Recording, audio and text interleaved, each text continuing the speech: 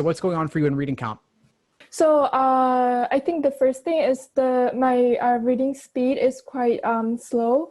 And then also, I'm actually not really sure what's going on, but like reading comprehension is my section with the lowest score. And I think sometimes I can't get the inference right. And also with the, I know like I have to go back to the passage to find the detail, but usually I can't find the like right one to eliminate the wrong answers. Okay, and what have you done for reading comp in terms of passages and in terms of your initial approach? So how many passages and what's your approach like? So my approach is like I have finished reading the passage and I go to questions, and then looking at the questions, I identify which type of question it is, and then decide if I need to go back to the passage to find specific area to like pick out which one is the right correct answer. Right. So you're reading the passage, going to the questions, going back to the passage, and hunting for the information you need. Yeah, but that's right. My question though is, when you initially read the passage, what are you looking for? How are you going about it? How many minutes are you taking? What are you looking for? Talk to me about that. So for one passage I was doing today, I took around 5 minutes and 30 seconds to read the whole passage. It was a science passage. And I was looking for general structure. Like, for example, that passage, the first sentence is about like forest is blah, blah, blah thing, blah, blah, blah.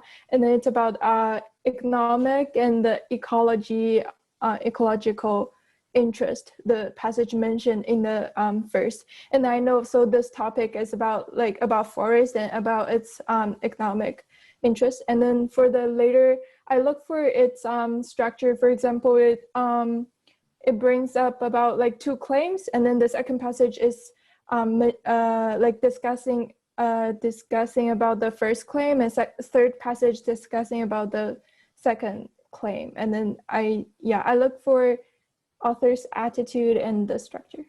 I like that. Yes, it is about the structure. It's about the attitude. It's not about the details. So when you say there are 2 claims, fantastic. You're focusing on the way the passage author is going about laying out the passage. As you know, it's about forests, it's about economics, but it's also not really about those things. It's not really about the content. You want to think about how certain are they in their claim? How broad is their claim? What is their tone? Are they skeptical? Are they supportive? And how far in one direction or the other? So you're looking at the right things, but you also said to me 5 minutes and 30 seconds just reading the passage. That's now, right. Do you have extra time on the Lsat, or are you limited to the 35 minutes? 35 minutes. Okay, so obviously you want to get that down, right? So 5:30 on the passage read gives you 3 minutes and change on average for about 7 questions. So 30 seconds a question obviously isn't going to be enough.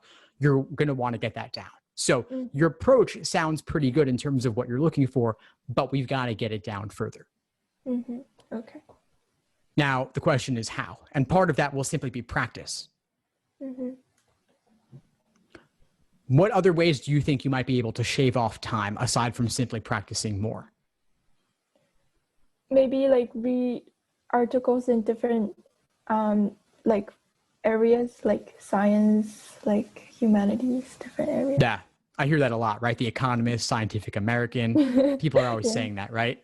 When are you taking the Lsat? What's your target test date? I'm taking it in September 2nd, and then I'll take next one either in October or November. Okay, so obviously September 2nd, just a few days away. We're not going to radically change anything between now and then, right? So I'm going to think more about, okay, October, November, so a month or 2 from now. What could you do a month or 2, over the course of the next month or 2? Economist, Scientific American, those are more longer term strategies. That's what I would say to a college freshman who's saying, I'm taking the LSAT 3 years from now. What should I be doing? And I'd say, okay, yeah, do some light stuff, to build up. But a month or two from now, you've got nearly 400 released passages. And how many have you done up to this point? How many passages have you completed? I'm not sure, maybe like 40, not much. Okay, so you've done about 10% of all the passages out there. Mm-hmm. So there's still a lot more available. I wouldn't be going to The Economist and considering that LSAT prep. I would focus on the actual passages. So practice is good. Just reading those with certain key things in mind, like we said, structure. You could think about what's the tone, what's the main idea of those passages, and then read those almost casually, maybe with more time than you have on the LSAT, and then aim to simply walk away with what's the main idea, what's the author's opinion, and how fast can you read a passage and take that away. So you could give yourself 20 minutes. You could also give yourself 2 minutes. Could you read a passage in 2 minutes and walk away simply with tone and main idea and solve those specific questions?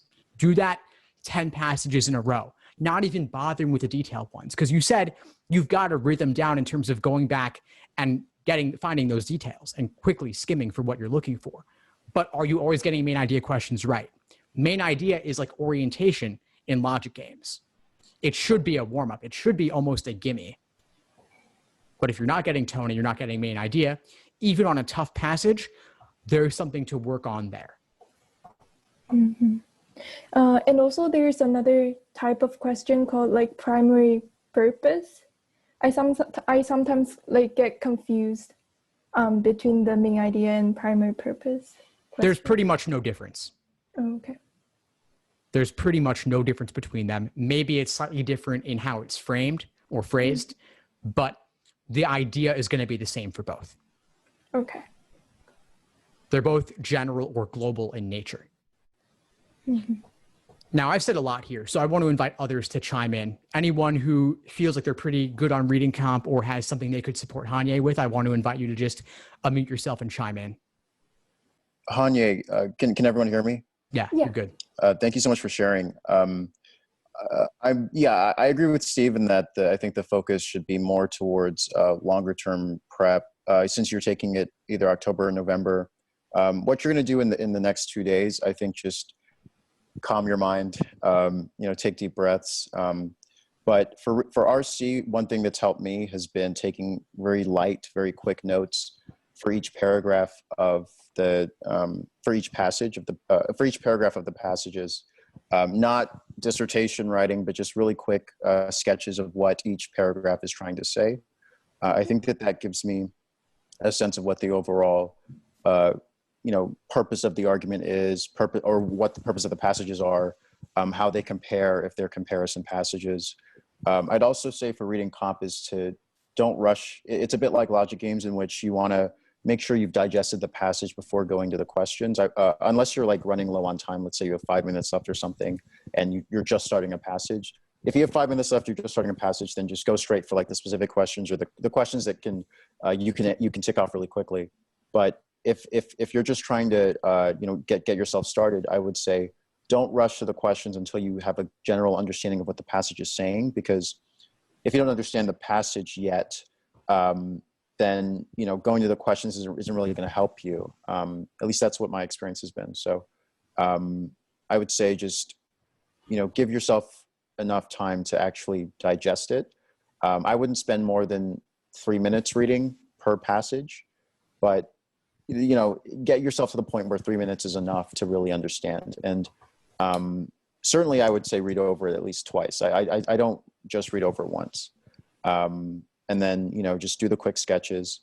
And then, so I'm sorry, did you mention logical reasoning? Are you still building your strength and your skill set with logical reasoning as well? Me? Yeah. I'm trying to improve it, but my main problem is just reading comprehension. RC. Okay, cool. Well, yeah, that's what I would share. Mm-hmm. Thank you. And I have the same question as Molly. Like, do you read over it twice in 3 minutes, or? So I would say the whole process of reading over twice and then maybe doing the quick sketches of each paragraph would be 3 minutes. Okay. For me. Because I don't, a bit like logic games for me, I don't see, I wouldn't move on to the questions until I understand what the rules are, what's being asked of me. Because if I'm confused going into the questions, then, you know, I'm not going to perform at my best. So I think sometimes people want to jump straight to the questions because I don't want to waste time. But I think that you make up for like the time that you might lose understanding, you make up for in speed with answering questions. So. Yeah, definitely. Thank you. Fantastic advice, Richard. Thanks for sharing that. So yeah, I agree that in general, 3 minutes on the initial read is a good benchmark.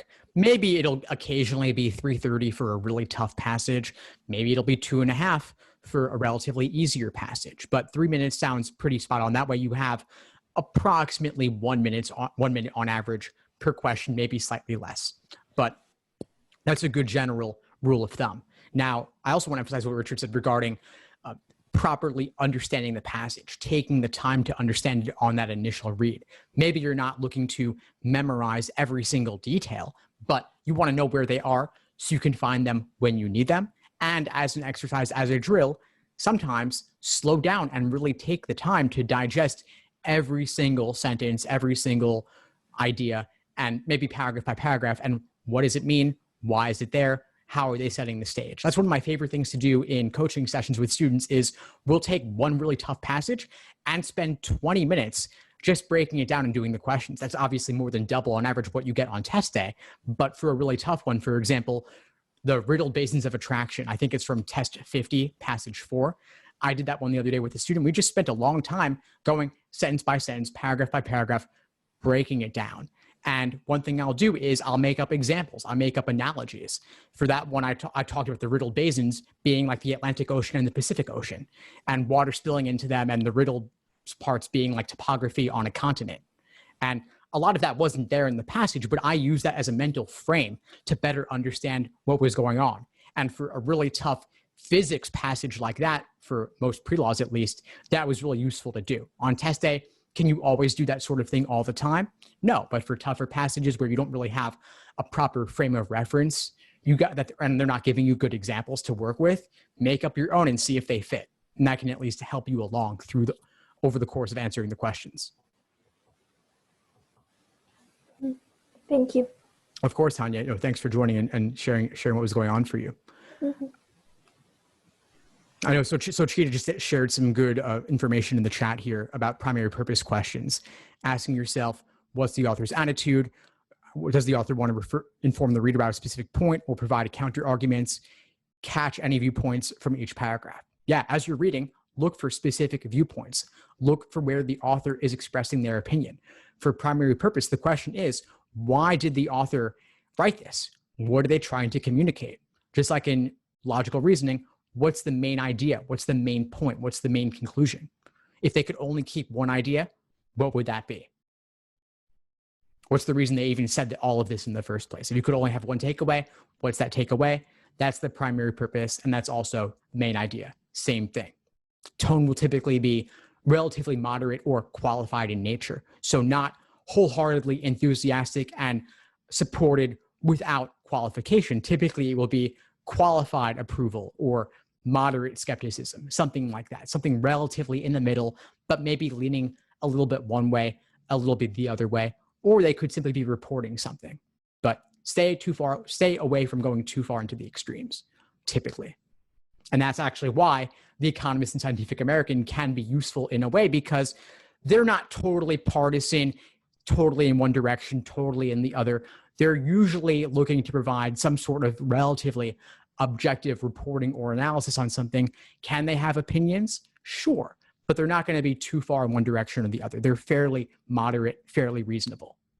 Thanks for tuning into the show. Please subscribe if you haven't done so already to be notified of new episodes as I release them. And feel free to reach out if you need anything at all as you move forward with your prep. I'm happy to help however I can. In the meantime, I'll wish you all the best and take care.